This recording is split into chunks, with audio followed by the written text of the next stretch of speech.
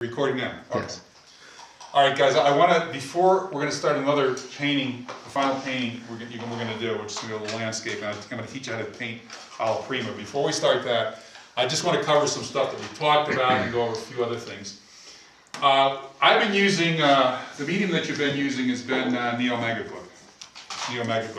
It's essentially a synthetic version of something called Merige medium, which is really kind of nasty stuff. It's got lead in it, and it was used for probably the past 300 years. Rediscovered in the last century by Merige. It was used by Turner. The real stuff doesn't have good archival properties. It cracks and it yellows. This stuff is synthetic. It supposedly doesn't have all the problems of the real Merige, but it has the benefits of making the paint look wet even when it's dry. Okay, and that's the stuff I use. You don't have to use that. Another standard medium would be a mixture of 1 part linseed oil, 1 part turpentine, 1 part Damar varnish. Damar varnish is also the final varnish I use. This is a jar of it. This stuff is made from the gum resin of a tree from India and East Asia. Okay, and I use it because you can strip it off real easy with turpentine. But you can't put this on the painting. The painting has to dry. For oil paints, it takes 3 to 6 months for the thing to dry. So it has to be completely dry before you put this on. The reason you put this on is not for protection. Actually, the oil painting is protected by the linseed oil and the paint that skims over the surface once it's dry. I put this on to actually just basically, if there's bright and dull spots, they all get uniformly either bright or satin or matte. That is, you can get Damar varnish in high gloss, which is very shiny. You can get it in satin, which is kind of shiny, and matte, which has some wax in it, is basically dull. So you can get various types of Damar varnish. You can also get it in a spray can. I use this occasionally for. You can get this stuff. Sometimes you'll see it's called retouch varnish, which means the ratio of Damar to turpentine in it is not as high as a final varnish. You use this if you got a real dry painting and want to rework it. You spray a little of this bit on. It sort of gets the painting nice and slick and can slide paint on it again. Again, I'll use this as gloss, and this is a final varnish. I sometimes will do this on small pieces because I'm too lazy to use a brush and the regular fluid on a big piece. Okay. We've mentioned fat over lean. The way we've been working has basically been fat over lean, just haven't known it. I mean, we usually start out with everything mixed with a lot of turpentine, very thinned down, it dries very fast. And then we started putting medium in with the paint, typically the Neo-Megaclip.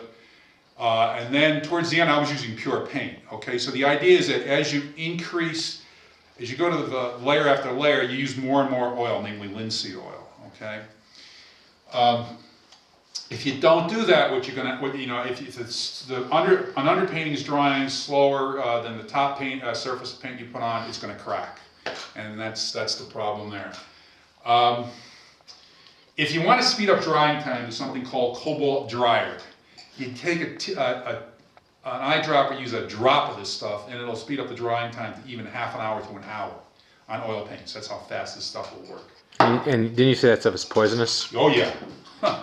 Anything with cobalt in it or lead or cadmium those are all heavy metals. Those are all poisonous. You don't want to ingest those. They can't go through your skin, but you don't want to ingest them. So how do you I'm just curious. You put on a drop, you say, and then you spread it around with a brush? No, you mix it in the paint.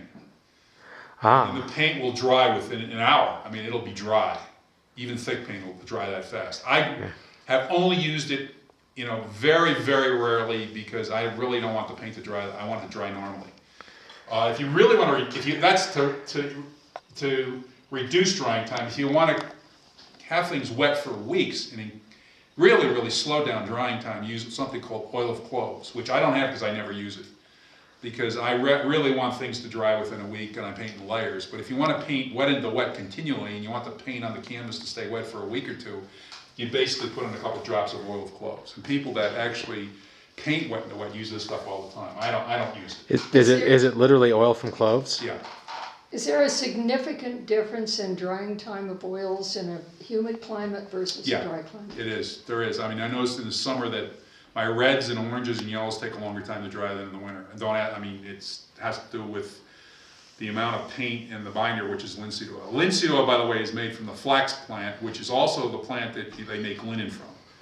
So all the stuff I'm using is mostly organic. I don't like synthetic stuff except for the neomeglip, because the real meglip or Merige medium is lethal, nasty stuff, and it's not archival. So, and this stuff I like because it's like a gel, and you can just, it's not. It's controllable. It's controllable. I used to use the 1 part linseed, 1 part turpentine, 1 part damar for years and years and years. And that, that's a pretty good medium. Or you can actually just go to straight linseed oil. That is, you could just keep adding more linseed oil as you go layer upon layer upon layer. So you just got adding more. Basically, keep getting it, making paint fatter and fatter as you go increase the layers. And at the end, you're probably doing mostly glazing anyway. And some people just use pure linseed oil. Some people don't use any medium. I mean, they just strictly paint right out of the tube or use turpentine. Varnishes, we talked about damar. I mean, the reason I like damar is that it's easily removable. And again, oil painters can't put the damar on for 3 to 6 months. The oil painting has to be completely dry. Damar is really not to protect the painting. The linseed oil that skims over the surface of the painting automatically protects it. If you don't believe me, just take turpentine after 3 to 6 months and rub it over your painting. It's not going to do anything. Okay, and if you put the damar on, you change your mind like 6 months later or 2 days later or a year later and you want to remove it, it comes off very, very easily with turpentine, okay, or turpenoid. Again, I mentioned that the damar comes in gloss, satin, and matte. You can have a very shiny surface that's gloss. If you add a little wax to it, you get something that's less shiny, that's satin. And if you add a lot of beeswax to the damar, you get something that's matte, it's very dull. And again, it's a matter of preference.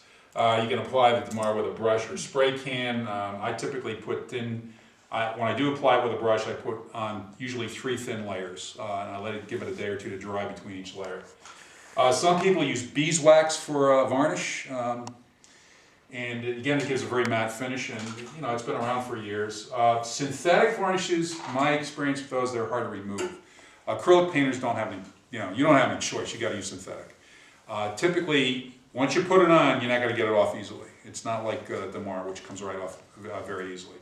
The problem with damar that I've been told is that within 100 years, 150 years, it starts to yellow. Well, I don't really care, because you can strip it off in 100 years and put on another layer. So, signature, we covered that. You want to keep it small, typically on the lower left-hand side. Some people put it on the right-hand side, but small, and and you don't want it noticeable. You don't want your eye to be drawn to it. Okay.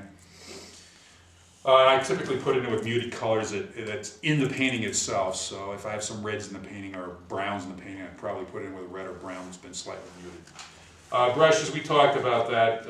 Rounds, flats, and filberts, number 1 to 12. Hog bristle is synthetic. We talked about fan brushes for blending, sable or hog bristle. We talked about detail, which are the really, really fine little brushes, which you haven't really seen me use. This is, it'd be a 0 or 001, and they're synthetic.